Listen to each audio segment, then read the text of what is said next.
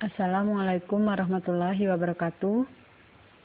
Pada kesempatan kali ini, kami dari kelompok 7 akan mempresentasikan makalah yang kami buat mengenai kolaborasi, di mana kami akan menjelaskan tentang apa itu kolaborasi dan sistem penunjang untuk melakukan kolaborasi tersebut. Sebelumnya, saya akan memperkenalkan anggota dari kelompok 7. Saya sendiri sebagai moderator Feni, rekan saya Utari Ratnasari, kemudian Aryasta Damayanti, dan Tia Lestari Safitri. Baiklah, sebelum saya menyampaikan latar belakang mengapa suatu organisasi perlu mengadakan kolaborasi dengan pihak lain, saya akan menyampaikan outline dari makalah yang kami buat. Terdiri dari 3 bab, yang pertama pendahuluan, kedua pembahasan, dan 3 penutup.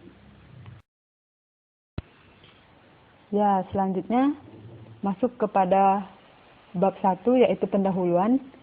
Di sini dijelaskan mengenai latar belakang mengapa suatu organisasi atau perusahaan membutuhkan adanya kolaborasi dengan pihak lain.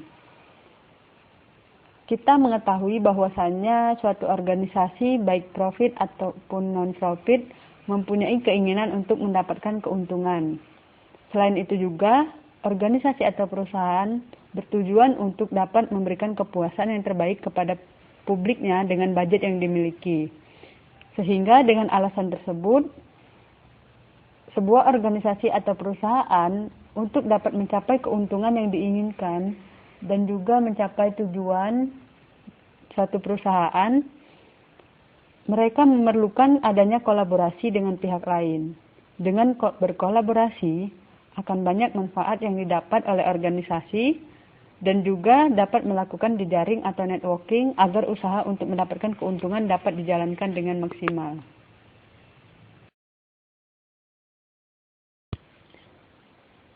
Masuk pada bab 2, yaitu pembahasan.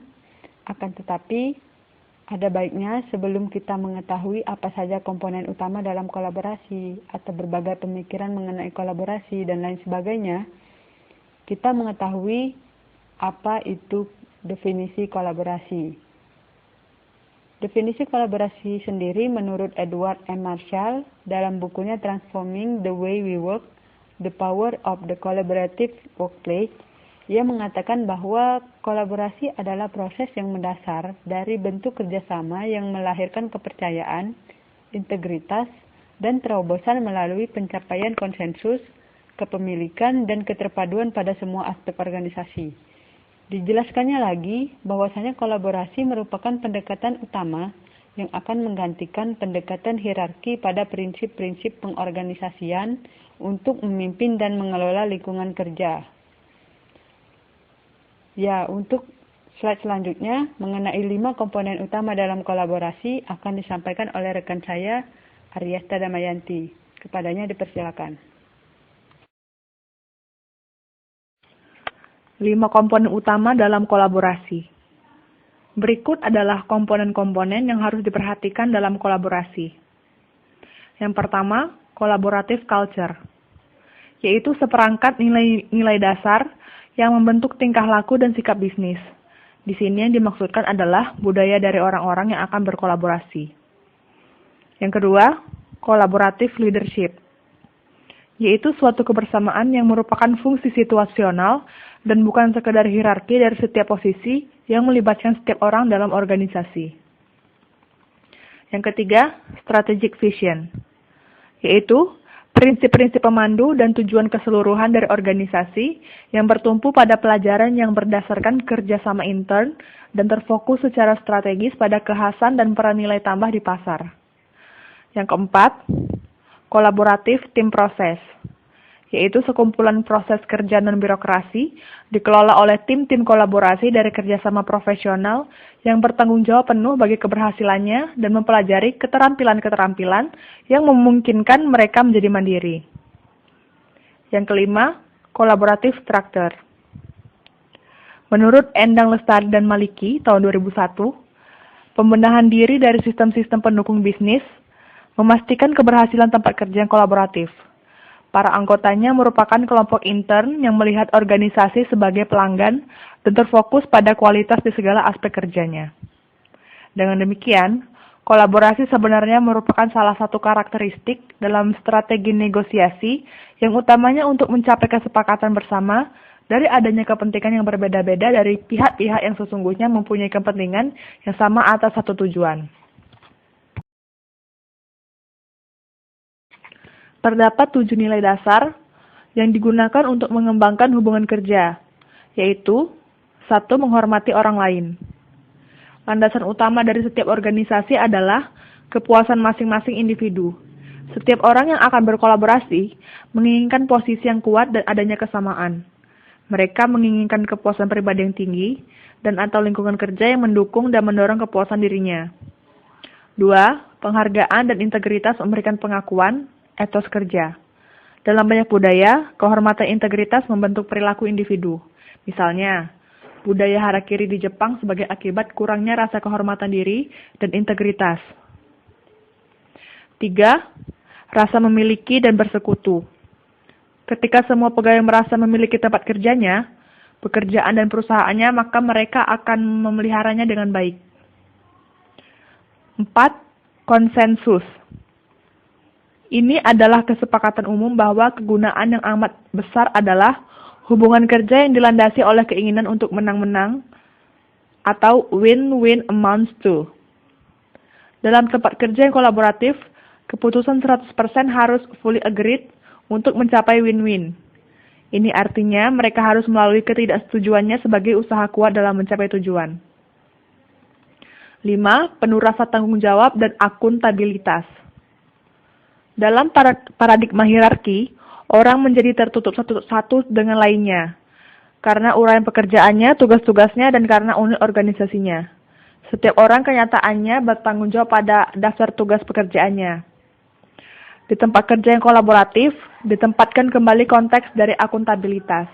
Ada beberapa tingkat akuntabilitas, yaitu akuntabilitas sebagai integritas seseorang, akuntabilitas sebagai penawar langsung, dan akuntabilitas sebagai bukti kegiatan administratif, yaitu bahwa pertanggungjawaban penuh dan akuntabilitas itu sejajar yang merupakan integritas dari masing-masing individu dan integritas kolektif sebagai orang dewasa dan profesional. 6. Hubungan saling mempercayai. Semua orang menginginkan adanya kepercayaan dan keterbukaan dalam bekerja.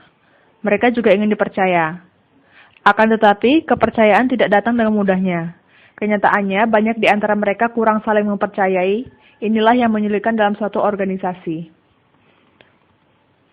Yang ketujuh, pengakuan dan pertumbuhan. Hal terpenting dalam tempat kerja yang kolaboratif adalah mendorong orang untuk mau bekerja dan segera memberi pengakuan terhadap hasil kerja seseorang, baik bagi semua anggota tim atau kelompok.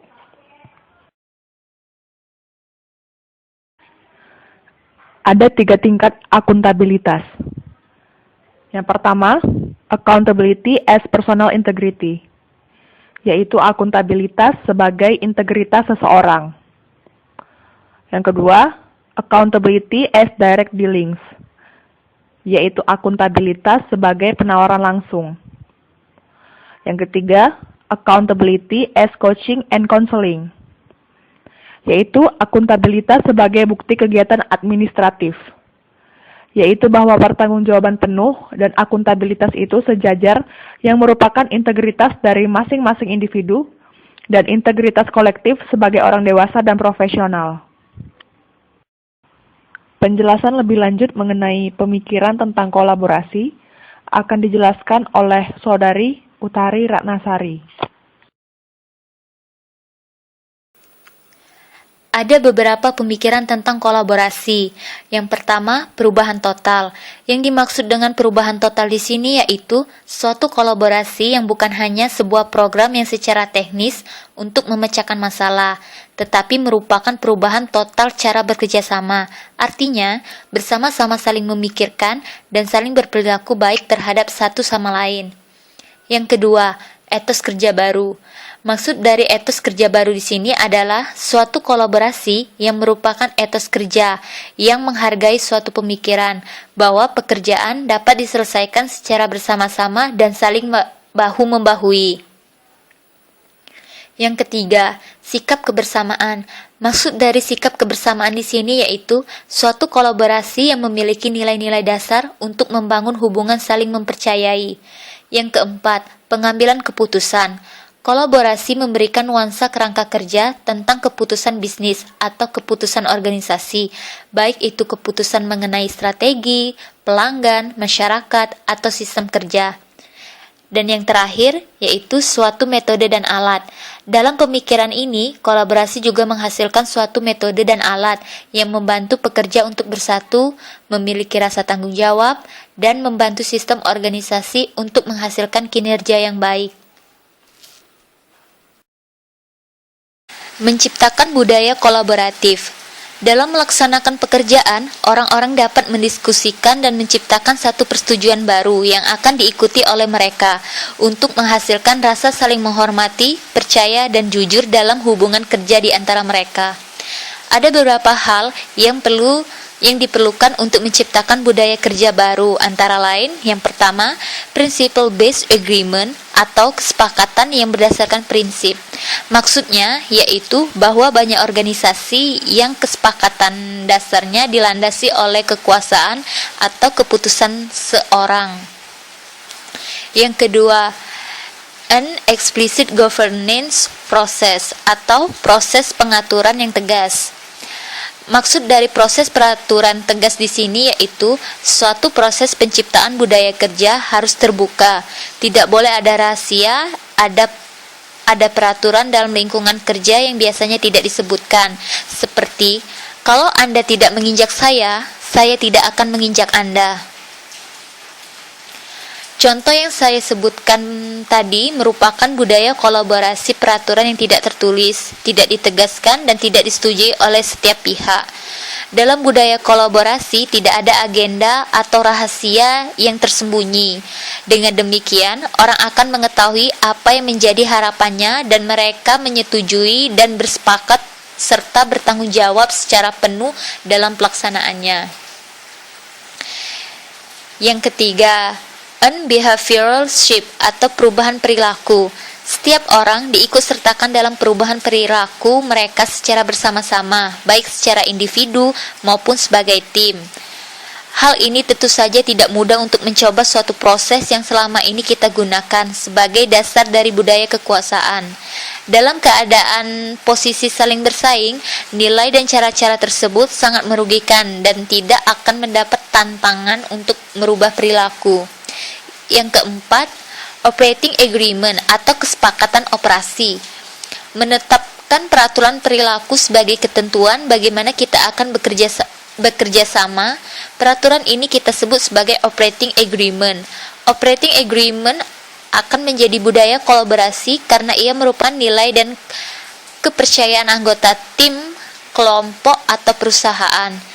Cara menciptakan kesepakatan ini akan menjadi kunci dari nilai kunci peserta dalam segala hal dan mengikat mereka sebagai nilai utama dari etika berkolaborasi.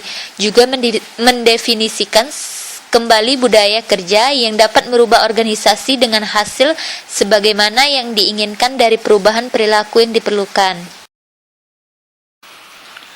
Tahapan proses kolaborasi. Proses kolaborasi meliputi 3 tahap. Tahap pertama, problem setting, yaitu menentukan permasalahan, mengidentifikasikan sumber-sumber, dan sepakat untuk berkolaborasi dengan pengguna jasa. Tahap kedua, direction setting, menentukan aturan dasar, menyusun agenda, dan mengorganisasikan sub-sub kelompok serta menyatukan informasi yang ada. Tahap terakhir, tahap ketiga, implementation, yaitu ketentuan yang telah disepakati dan didorong oleh pihak dari luar, dan pelaksanaan persetujuan harus selalu dimonitoring. Penjelasan selanjutnya akan dijelaskan oleh Saudari Tia Destari Savitri.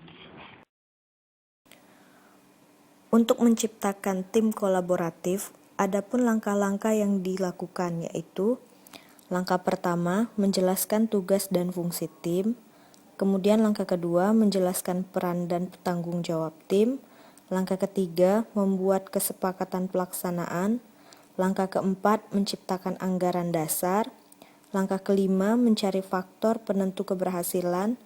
Langkah keenam, mengembangkan rencana tindakan. Langkah ketujuh, memulai pengembangan keterampilan kolaboratif. Dan langkah ke-8, membuat ukuran dan mengukur kemajuan. Adapun keuntungan dari kolaborasi adalah 1.